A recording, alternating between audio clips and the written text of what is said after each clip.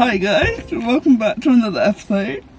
I am back in the car and it is just me this week, but I will be having more guests on in the near future. But for now it's just me and I'm gonna rant and yap and update you about my life and what's going on as I do best.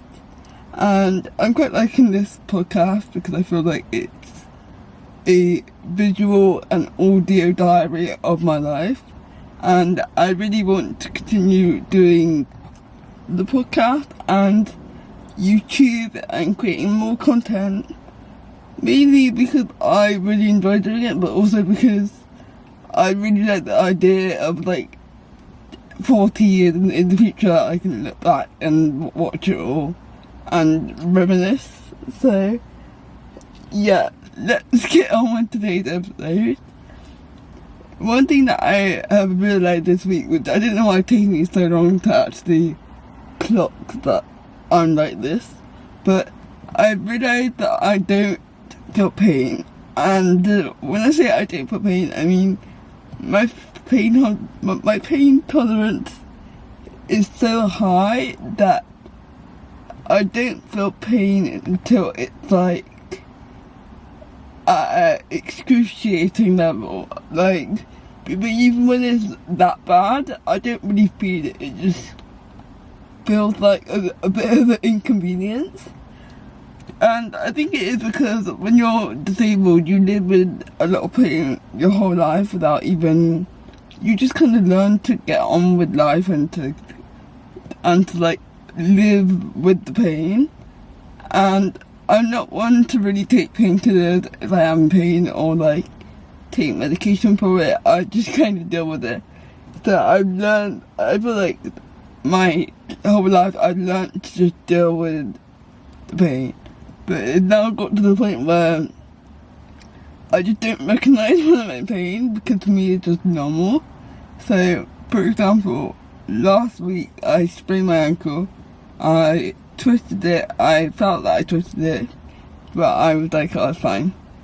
And then it wasn't until I was laid in bed and I turned over, and when I turned, I like moved my ankle that way, and it sent a shooting pain at my leg. I was like, oh okay, that feels like that shouldn't happen. And then the only way that I can realise that is in pain is that I mentally have to be like, okay, let's scan the body, and I scan my other ankle, and I'm like, okay, I actually can't feel, like, not can't feel it, but like there's nothing there to feel. It feels normal. And then I scan the other one, and I'm like, huh, that one is throbbing. So I feel like that's the indicator that there's something wrong there. So, and it is kind of like my heartbeat was in my ankle, and I was like, okay, yeah, that's the indication that has a bit of an issue, and I probably should do something about that. Did I do something about that? Not immediately, no I did not, because I forgot about it. I went to sleep and forgot that it was in pain until a few days later, and then I was like, oh yeah, this ankle is still a bit different to the other one. It's not in pain, it just feels different. It kind of feels like there's resistance within my ankle, like there's something expanding within my ankle. That's what it feels like. But that's what pain feels like to me. It feels like a part of my body is expanding, or like knocking on the door trying to tell me, this bit hurts, you should do something about it. So anyway, I eventually listened, and for the last few days I've been strapping my ankle and wearing better shoes, and I got sports tape to try and help my ankle a little bit, and it is in less pain, but it took me, but even the pain is not pain, because I'm not agonised by it. My life isn't changed because of it. It's not like I don't even know how to describe it, because I can feel that it's different, but it's not pain to me, because then I honestly don't know what pain is. And the only time that I can remember that I was in pain before was when I fractured my ribs 2 years ago. And even when I fractured my ribs, I didn't feel pain until about 5 days after I did it. And it was only when I like laughed or coughed or did something like to overexert my lungs where I would feel a pain. But even then it was just like uncomfortable rather than painful. So yeah, I just had this like revelation this week that I don't really feel pain, which I'm not sure is a good idea or a bad idea. A bad idea, I mean bad thing, a good thing or bad thing. But one thing that I have noticed is that pain or injury that is related to my disability, I don't feel pain for. But pain that is related to like things that anyone could get, when I say it, the only way that I can describe it is like when you get your period, that's something that anyone can get. Or when you get like a toothache, that's something that anyone can get. Or what else? Or like if you, I don't even know. I was gonna say if you bang into something, that's something that anyone can get. But I somehow got a huge bruise on my leg that I obviously banged it, but I have no idea when or how I did that. So again, I feel like the only thing that people get normally that I tend to feel. So yeah, but anything related to my disability or to my like muscles or tendons or bones, I don't really feel, which is strange but also quite useful actually, because I often, well, I mean, I'm very used to like falling over, banging into things, hurting myself. A lot of the times I walk into door frames because I forget that the right side of my body exists. I think it's because my right side is more severely like affected by my disability.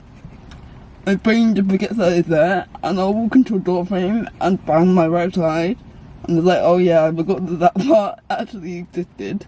So I do that a lot, but again, it doesn't really hurt because I'm just so used to it. But again, this is a revelation that I'm only just having at 23 years old, and I feel like I should have had it a lot sooner.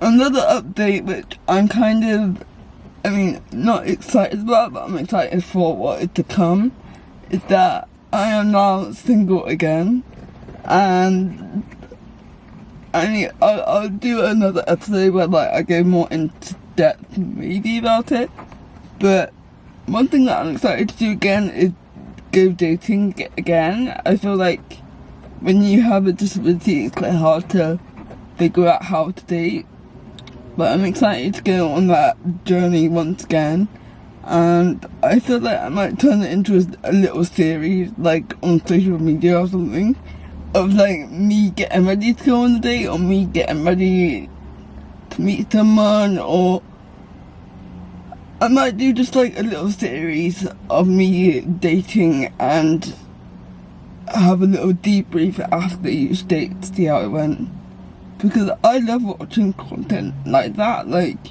my new favourite comfort people on social media is Ali and G and Louise May Lowly.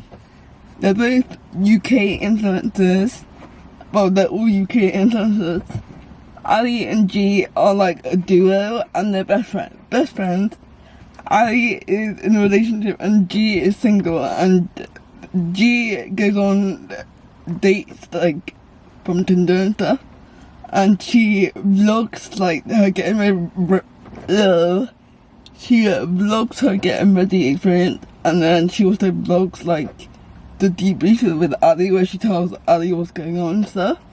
And I'm always so hooked because I just love. I mean, I'm really nosy, but I love like hearing people's experiences. And dating is such a weird one because you are meeting up with like a total stranger and kind of expected to just get along and have dinner and have drinks, and I just think it's a really weird thing that we actually do.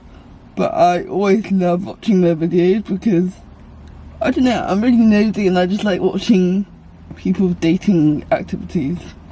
It's fun and it makes me want to like date more. It makes me excited to get back out there and to like have that experience for myself, because even though I've dated people, I've not been on many dates. So yeah, I'm excited for that period. And Louise May Mosley, if you don't know her, she's an amazing influencer from England, and she just creates the most wholesome content. I love her and her girlfriend, and she does like Sunday resets. She does the Froome independent market where she'll go and like explore and show you what she buys.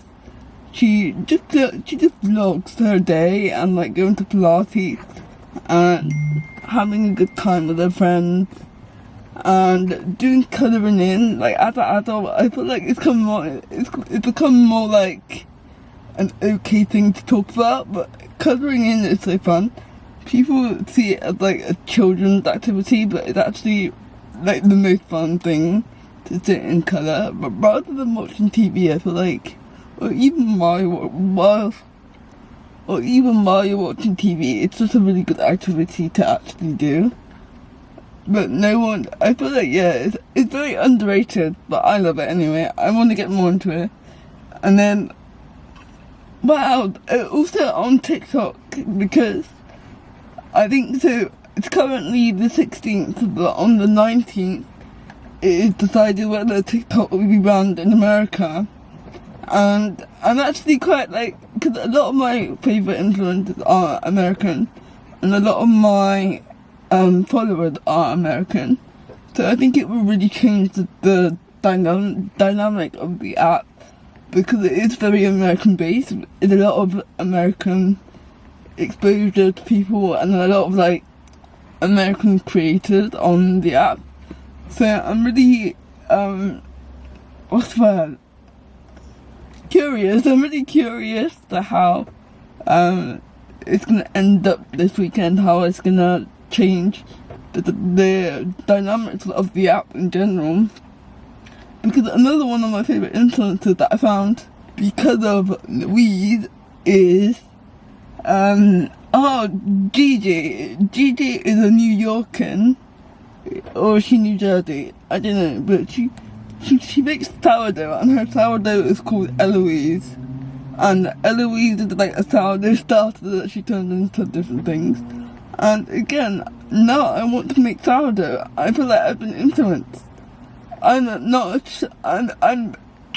the most least person to ever bake or cook. Like I don't like being in the kitchen at all. But watching her make Eloise into different things, I really want to start my own Eloise. I want to have a little sourdough starter and make pretzels and little buns and bake bread. I don't even eat bread. I don't even buy bread. But I'm so influenced that I really want to do it now. I might do it for like a month and make a sourdough starter and see how I actually deal with it. But yeah, again, I've been influenced. And then also Louise and her girlfriend bought a juicer this week, or got a juicer for Christmas, and she made a video about making juice, and I immediately went online and started looking at juicers. I feel like social media is such an influential thing in life. People can get so influenced by social media. It's crazy the power that it holds over everyone, especially the younger generations as well. I think people are really influenced by what they see online, which is, it can be a bad thing, but I think it is becoming a good thing. I think it can, yeah, I think it depends on what you see, but it also depends on what's created.